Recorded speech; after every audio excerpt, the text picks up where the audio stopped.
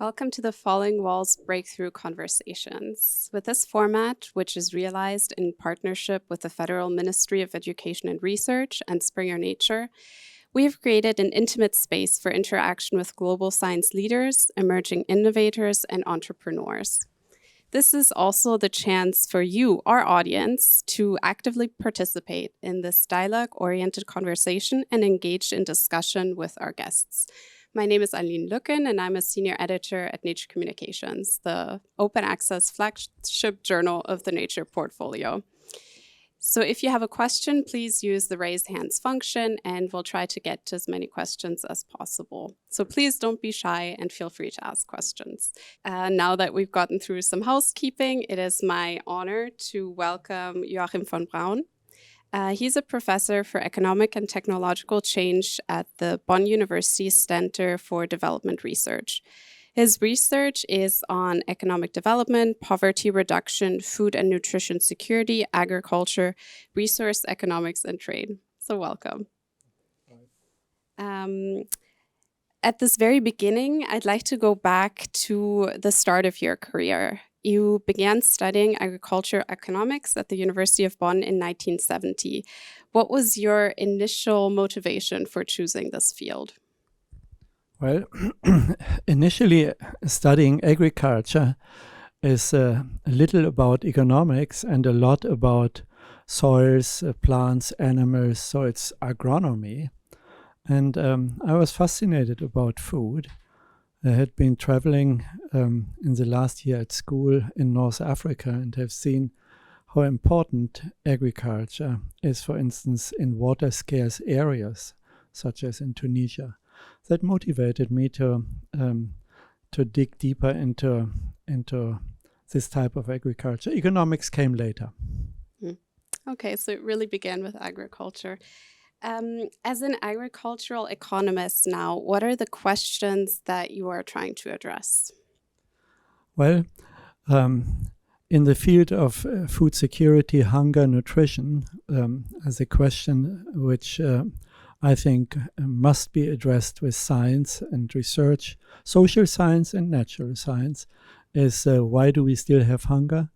How can it be overcome? Okay. You kind of touched upon this right now in your answer. So securing food in a sustainable way is an interdisciplinary problem, right? So can you tell us a bit more about the different perspectives that must be considered to ensure sustainable food for everyone? Yeah, we need to see the food system, not just food production and consumption, but the food system as integral to the whole sustainability agenda. That's what also was the focus of the United Nations Food Systems Summit last year. And in that context, we need to also understand the aspects of health.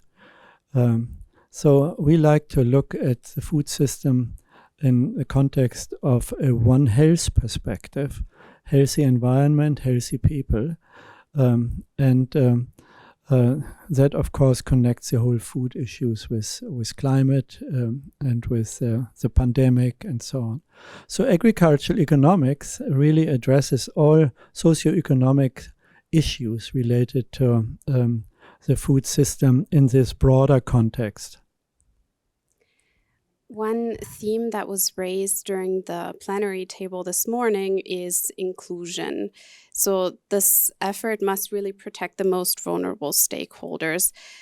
Historically speaking, some initiatives have been run in a more or less top-down manner without including people who are confronted by these problems on a day-to-day basis in the conversation. So could you tell us a bit more about the inclusion of poor and marginalized communities in the decision-making processes? Well, I think it's great that you raise that. If you want to address hunger, you are addressing people who are part of the most excluded communities in the world. I mean, how can exclusion manifest it more starkly than letting people go hungry? among that group of hungry people of more than 800 million in the world, about 10% of world population, are then population groups which are structurally excluded. Women, indigenous people, landless laborers. It depends on the location. But this massive marginalization of people is at the root cause of hunger. And therefore, we cannot just address the hunger issue from a science, technology perspective, but must address it also from a human rights perspective. Right, this issue of land ownership and how, unfortunately, in many parts of the world, that's not really open to women still to this day. Do you have some specific points of how that issue could be solved? Yes, the land rights issue, access to land, the rights to operate in the market, for instance, women's rights to access credit markets is at least as problematic, the lack of this right, as is the land rights issue. So it requires legal change, institutional innovations, we call that theoretically. But fundamentally, it needs to be changed through empowerment of women. That requires not just advocacy, but it's an investment issue. Investment in women's and girls' education, in your field, communication. This is where civil society plays a key role, where so-called NGOs play key roles. NGOs that are active in many countries and whose space of operating is increasingly curtailed. It's shrinking space of civil society organizations. So this is also where development, partnership and policy, for instance, by the German government, plays an important role to give marginalized and excluded people voice and rights. You just mentioned investment, and obviously there are initiatives to end global hunger by the year 2030, for example. But the question is always, where does the money for that come from? And I think in this morning's conversation, there was the question, should this money be coming from the private sector? Should we be relying on donations? So what is your take on that, how to finance these efforts? See, I think that that question, where the money should come from, is secondary. The world is awash in money. The financial needs in order to come close to ending hunger are not that big. Our calculations, based on excellent modeling, an international initiative which we had on that in the last couple of years, suggest $50 billion per annum on top of what we currently do would be sufficient to bring us close to an end of hunger by the end of this decade. 50 billion, compare it with military expenditures, compare it with the growth of wealth by the super rich 1% in the world, it's peanuts. But I don't want to be too, let's say, throw away on your question. To say something positive, the German government has in the last 6 or 7 years significantly increased the financing of end hunger. The German Ministry for Development Cooperation has invested. Others have too, have been living up to commitments by the major nations. The G7 have been made 6 years ago. And it's also worthwhile to remember many people currently in our country, in Germany, suffer from inflation. Things get more expensive, energy and so on. But still, the leading NGOs like the Welthungerhilfe, with whom I'm working, have gotten more donations in the last 12 months than before. So people show their commitment to end hunger as taxpayers and as donors of funding resources. That is remarkable. Another player that we have not mentioned yet is science. So where do you see the role of biotechnology, GMOs in helping to solve this crisis? Well, there you got me. I'm a scientist. I was chairing the scientific group advising the UN Secretary General for the last Food Systems Summit, the last 2 years. It is refreshing to see that the conclusions of the UN summit, the agenda-setting paper, has written science all over the place. But not only the biosciences, which you mentioned, also digitization, the mechanization of agriculture in order to reduce the work burden of women farmers who are still running around with a hoe or a sickle. The science related to sustainable land use, agronomy science, so that soils are not degraded. The social science of how to form cooperatives, how to have sustainable value chains. All this science, technology, and innovation need to come together. The studies which we have done, what are the highest payoff investments to bring hunger down fast, come up with a package of science which has the least cost and the highest effects over the next 10 to 20 years. So science is absolutely critical because it reduces the wasteful use of resources and facilitates sustainability. And not just the biological sciences. No, but the biological sciences are extremely important, including, I underline, CRISPR, biotech, modern plant breeding, that efficiently and quickly identifies crops that can survive and be productive under climate stress.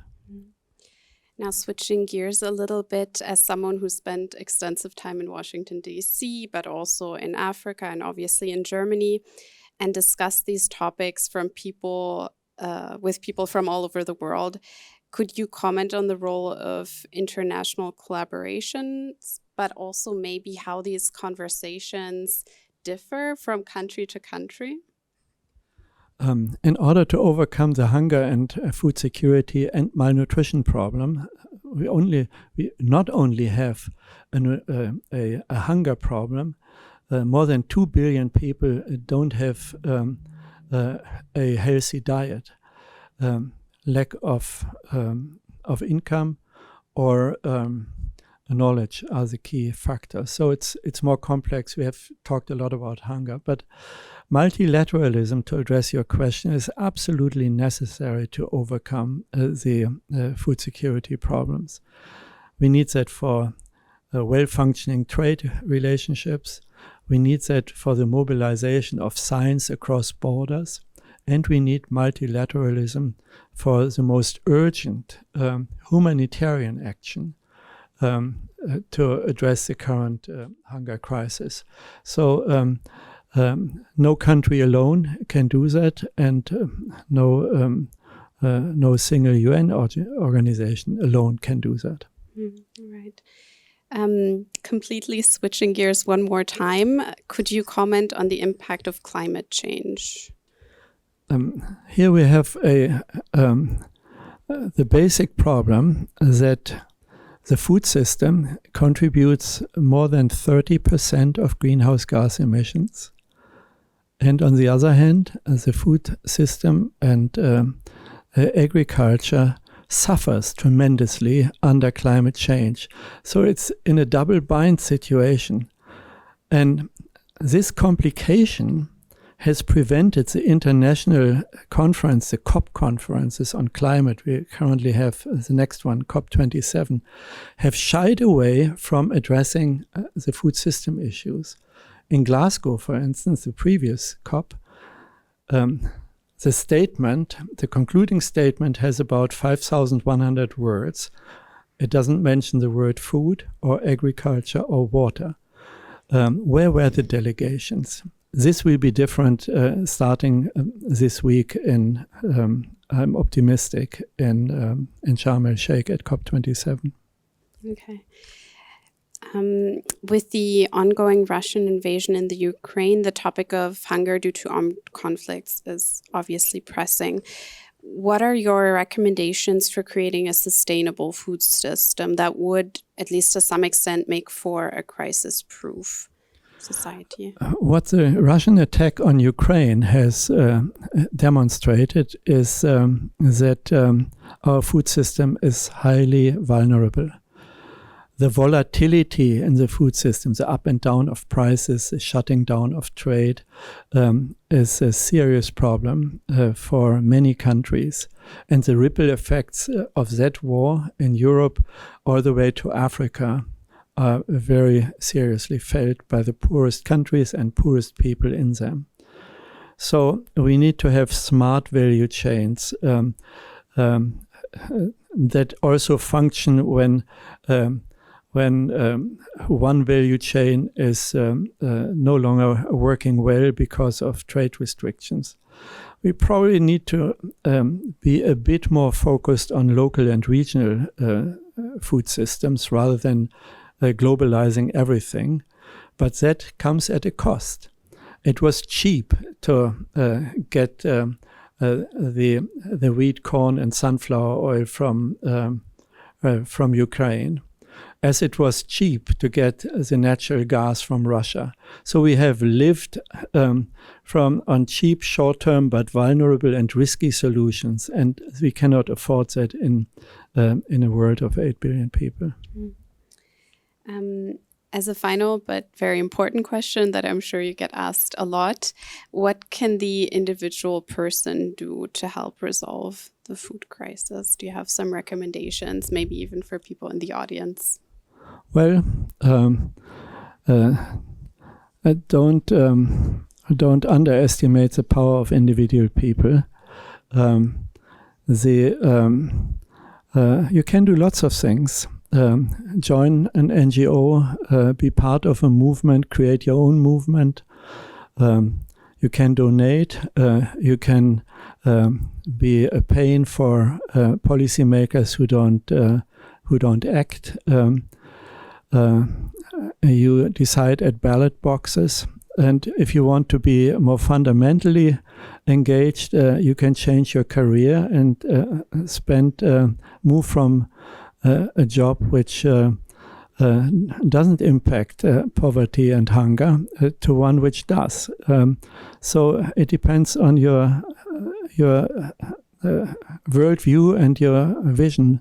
You can also, as a consumer, decide in the supermarket what you buy and what you don't buy, and influence your grandmother to follow you. That's, by the way, a very influential way, not only influencing grandmother, but influencing the supermarket, what you buy and what you don't buy, and stop wasting food. So those individual choices can really help. That wraps up this breakthrough conversation. I'd like to end by thanking you very much for your time and your inspiring words. And to everyone joining virtually, there will now be a 5-minute break, and then you can connect again for the next breakthrough conversation. Thank you.